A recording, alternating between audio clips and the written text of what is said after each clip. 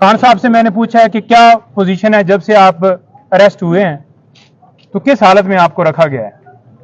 उन्होंने कहा है कि मुझे सी क्लास में इन्होंने रखा हुआ है, छोटा सा कमरा है, चक्की वाले कमरे में उन्होंने रखा हुआ है मुझे, और यहां पर ओपन वॉशरूम है, उसके ऊपर वॉशरूम के अंदर कोई शावर नहीं है। वहां पर उन्होंने ये बताया कि दिन को मक्खियां होती हैं और रात को कीड़े होते हैं।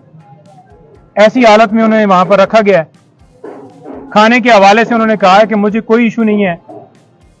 दे मुझे दाल रहे हैं, साग रहे हैं, वही है खाना, लेकिन इस हवाले से मुझे कोई इशू नहीं है, जो भी खाना मर्जी है वो दें। और साथ उन्होंने ये भी कहा है कि अगर मुझे डी क्लास में रखते हैं, वो इससे भी अगली क्लास में रखते हैं, तो मैं बिल्कुल तैयार हूं, मुझे उस हवाले से कोई परेशानी नहीं है कि मुझे ये डी क्लास में रखें। लेकिन जो मुझे करवा रहे हैं ये सारा कुछ, वो मुझे पता है। आप मीडिया के ऊपर सबको बताओ कि मैं कभी भी गुलामी कबूल नहीं करूंगा, सारी जिंदगी जेल में गुजार लूंगा, सारी जिंदगी यहां पे रह लूंगा, लेकिन कभी भी गुलामी कबूल नहीं करूंगा। सर ये उसके साथ साथ उन्होंने बताया कि मैं आज स्पेशली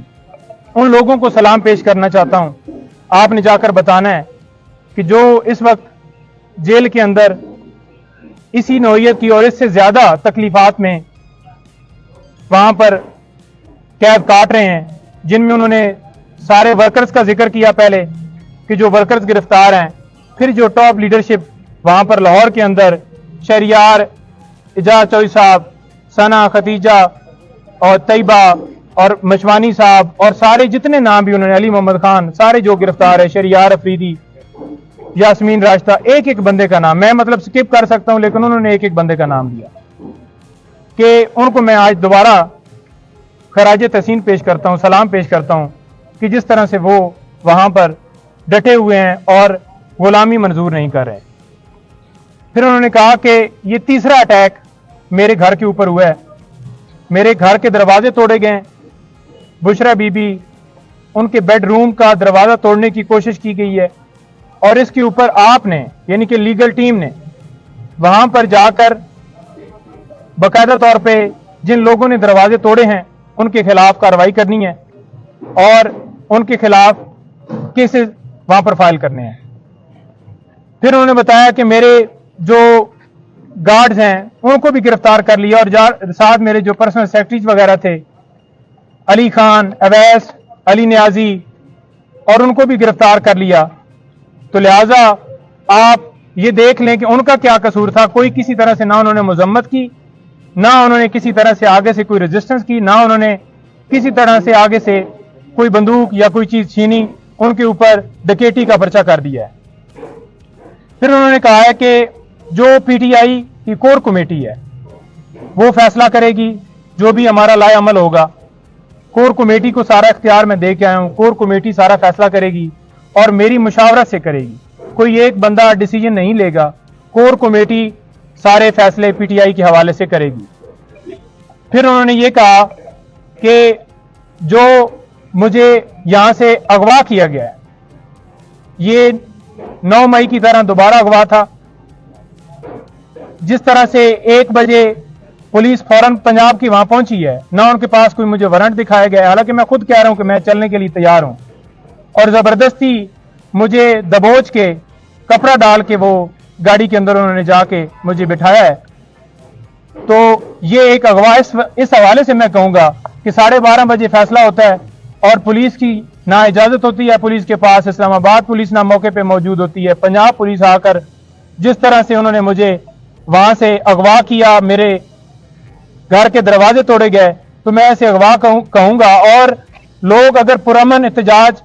कर रहे हैं तो वो उनका हक है, क्योंकि जिस तरह से ये डिसीजन दिया गया उजलत में और जज साहब ने यकतरफा कार्रवाई की, तो पुरअमन एहतजाज हर शहरी का हक है, और मैंने पुरअमन एहतजाज का हमेशा कहा है। मैं अब भी यही कहूंगा कि पुरअमन एहतजाज वो हक है और वो पुरअमन एहतजाज होना चाहिए। किसी जगह पे तोड़ फोड़ या किसी जगह पे जलाओ घिराओ कोई ना, मैंने पहले कहा ना मैं अब कहूंगा, पुरअमन एहतजाज करें। फिर उन्होंने ये कहा है कि जो वर्कर्स हैं, जो हमारे लोग प्रोटेस्ट कर रहे हैं, मैं उनको खराज तहसीन पेश करता हूं कि जिस तरह से वो रूल ऑफ लॉ के लिए खड़े हैं और उनके पास, आप उनको बताएं कि आपके पास दो रास्ते हैं, एक गुलामी का और एक आजादी का। वो आपने चूज करना है। मैंने चूज किया हुआ है और आपने भी चूज किया हुआ है, तो लिहाजा गुलामी की जिंदगी से बेहतर है कि मौत आ जाए। तो लिहाजा आपने ये जंग जो है जारी रखनी है। साथ हमने एप्लीकेशन लॉयर्स के हवाले से जो सुप्रीटेंडेंट साहब ने उनको दे दी है कि एक तो खान साहब को एक क्लास दी जाए जो कानून के मुताबिक उनका हक है, और दूसरा हमने ये कहा है कि डॉक्टर फैसल साहब जो उनके डॉक्टर हैं, अभी तक उनको इजाजत नहीं दी गई, और उन्होंने स्पेशली कहा है कि मेरी फैमिली से बुशरा बेगम, उनको मुझसे मिलने की जो है वो इजाजत दी जाए। और उन्होंने, और एप्लीकेशन के अंदर हमने ये कहा है कि पॉलिटिकल जो लीडर हैं पीटीआई के, उनकी हमने लिस्ट दी है और उनको मिलने की इजाजत दी जाए। आज तक सिर्फ और सिर्फ मैं जाके मिला हूं,